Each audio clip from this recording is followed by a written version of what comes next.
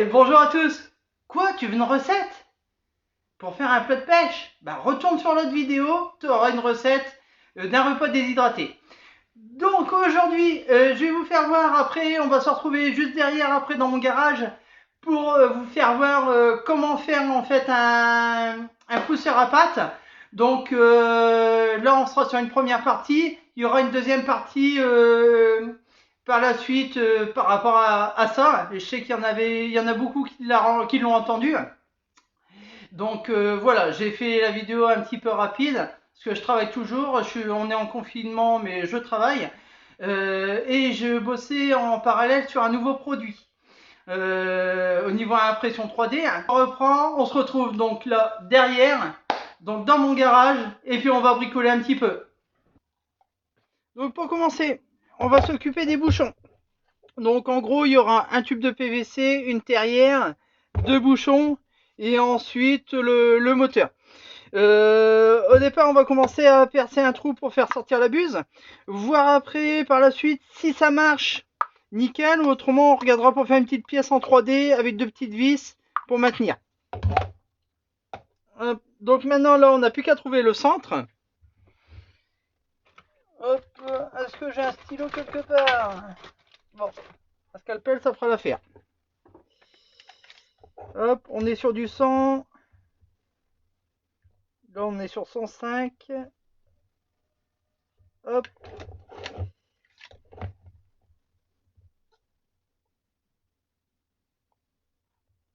Donc, on est à peu près ici. Tac.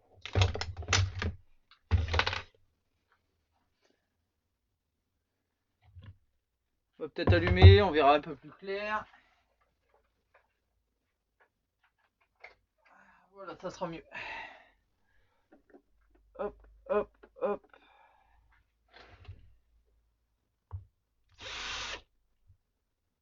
On va faire 9 petits trous.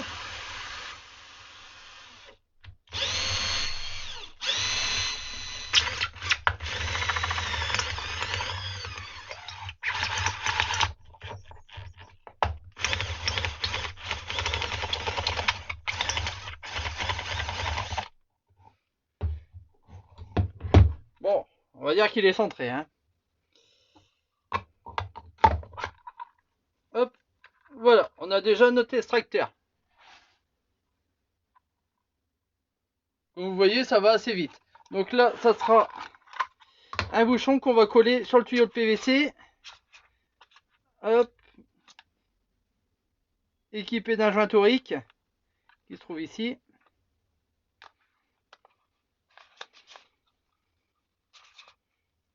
Hop. Alors ça, on a déjà cette partie de fait. Oh, au passage, je vous fais voir, regardez. Les pelets, ils sont vraiment bien secs et là, je les conserve comme ça. Je m'embête pas. Donc je vous reprends, donc j'ai coupé mon petit tube par rapport, on va dire, à la terrière. Donc j'ai pris du tuyau de 100. Ma terrière fait 100, donc je prends du tuyau de 100. Hop. On va évaluer un petit peu.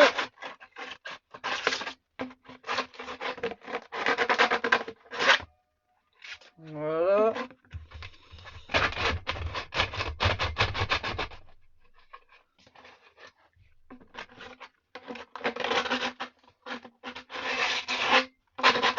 Voilà.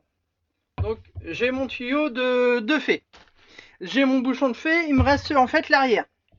Donc l'arrière c'est pareil, hop, on le prend. Là ce coup-ci on va bien le centrer.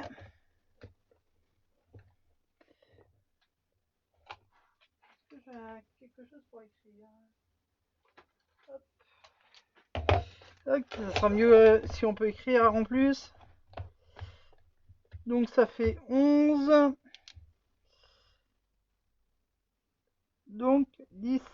Donc 5,5. Hop, je fais une marque à 5,5. Je tourne. Et je fais une marque à 5,5. Et voilà, j'ai mon axe. Je sais pas si vous voyez bien. Hop.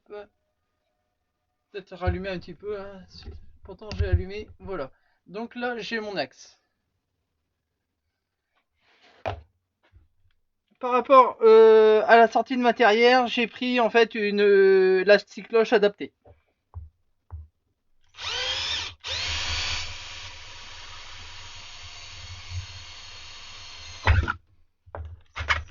Alors bien faire attention aux doigts.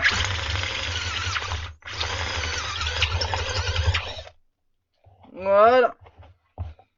Ça, l'arrière est prêt aussi. Ça, vous avez juste à passer votre cycloche. Par contre, celui-là, il faut bien qu'il soit au centre. Autrement, vous serez embêté avec votre cycloche parce qu'en fait, il y a quoi, 1 ou 2 mm dans le tube, même pas. Hop. Donc maintenant,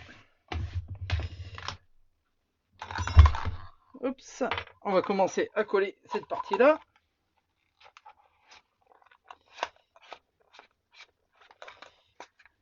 Donc bouchon de sang ancien, de la colle à PVC. Donc voilà, j'ai eu un petit souci, j'arrivais pas en fait à emboîter directement le bouchon vu qu'en fait j'avais pas de cercle. Donc là je chauffe et je vais m'en faire en fait un emporte-pièce.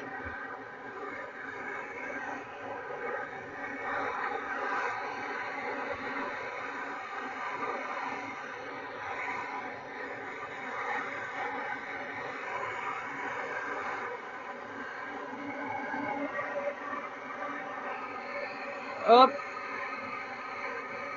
On va le ramollir un petit peu. Avec le bouchon, on va en faire un emporte-pièce.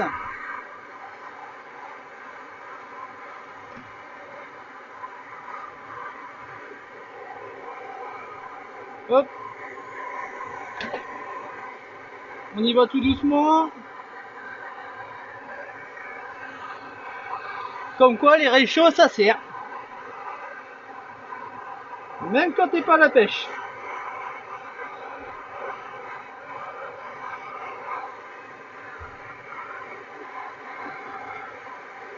Et voilà.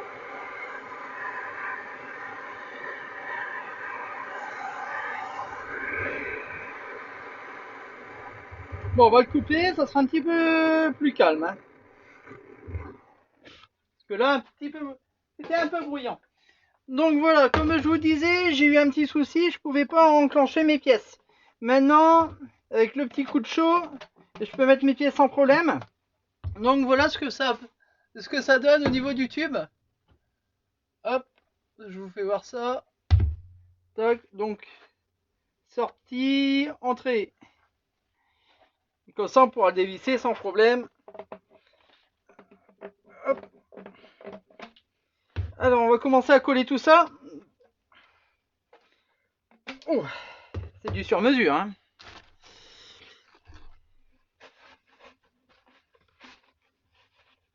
On va essuyer un petit peu. Il a noirci un petit peu parce que le réchaud n'était pas encore chaud, donc il crachait un petit peu de flamme.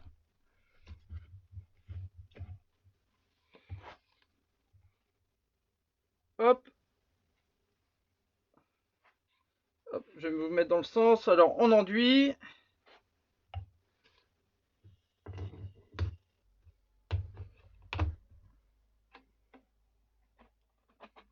Et on colle. On fait pareil de l'autre sens. Je vais peut-être vous remettre une petite lumière comme ça pourrait peut-être sympa. Voilà. Je fais ça de la même côté. En fait, c'est une colle à prise rapide. Donc, dès que vous collez, normalement, c'est pris.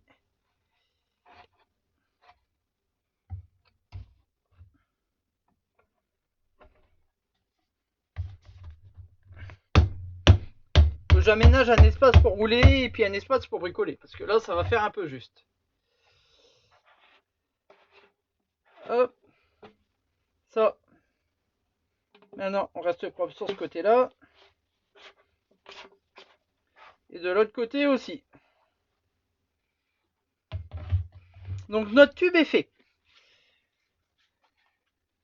Ensuite, on fera une petite ouverture. On fera une ouverture ici, je pense. Et faire un petit bac de réception pour mettre la pâte. Et comme ça, avec la vis, ça l'entraîne et ça pousse. pense qu'on démarrera ici, on fera un petit truc comme ça pourrait être sympa. Là, donc ça c'est bon. On a notre première partie de fête. Donc me voilà, hop. On voit pas énormément en fait hein, aujourd'hui. Hop, voilà, donc j'ai coupé au niveau de la pointe. Et maintenant ça va rentrer.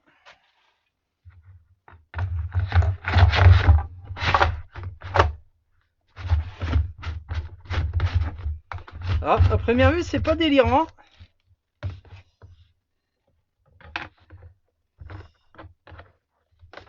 Hop.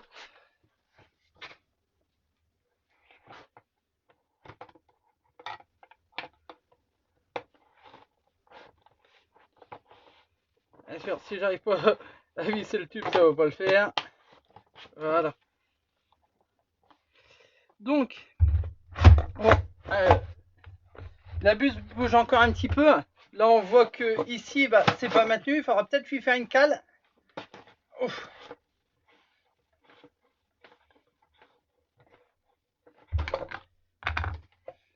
Voilà.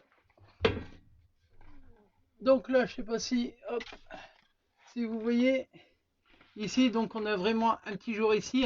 Donc là, en fait, la tiraillère peut bouger comme ça. Donc on regardera pour faire une petite cale en plastique pour pas être embêté. Ou soit on recoupe, on essaie de décoller, on recoupe et puis on ajuste par rapport à ça. Voilà. Donc là, c'était la première étape. On va avoir une deuxième suite. Je vous ferai une deuxième suite parce qu'autrement la vidéo est un peu longue et on s'ennuie. Donc voilà. Comment en fait faire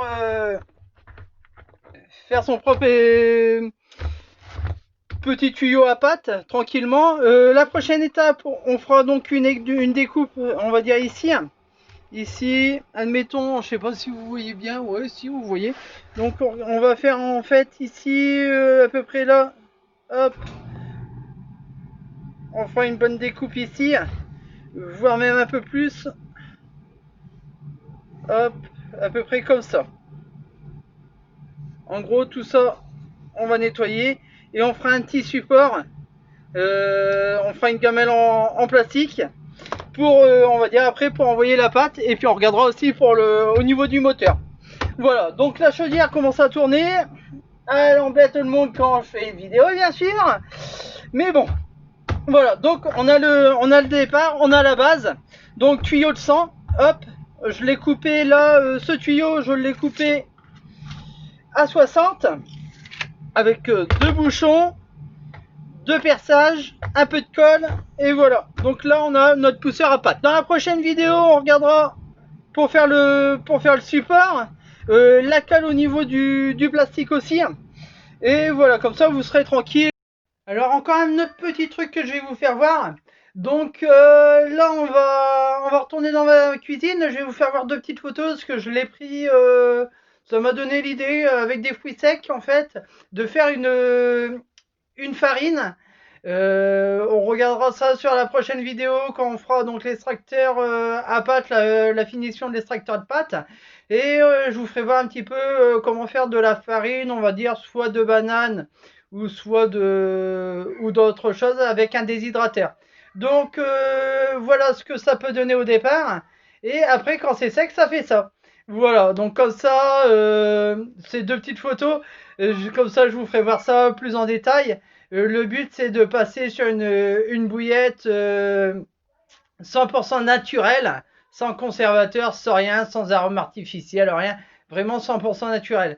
Après tout ce qui est, on va dire, tout ce qui est les gros distributeurs comme pour tout ce qui a pas à cap, je veux dire, vont pas le faire parce que pour moi, je pense que c'est un coût quand même extrême. Il faut l'appareil. Bon, là, cet appareil-là, je l'ai payé dans les alentours de 40 euros. Mais après, au niveau kilo banane, par exemple, une banane, vous allez perdre 80% de son poids pour faire de la farine. Donc, je pense que ça revient très très cher au niveau de la bouillette. C'est une bouillette, on va dire caviar, quoi.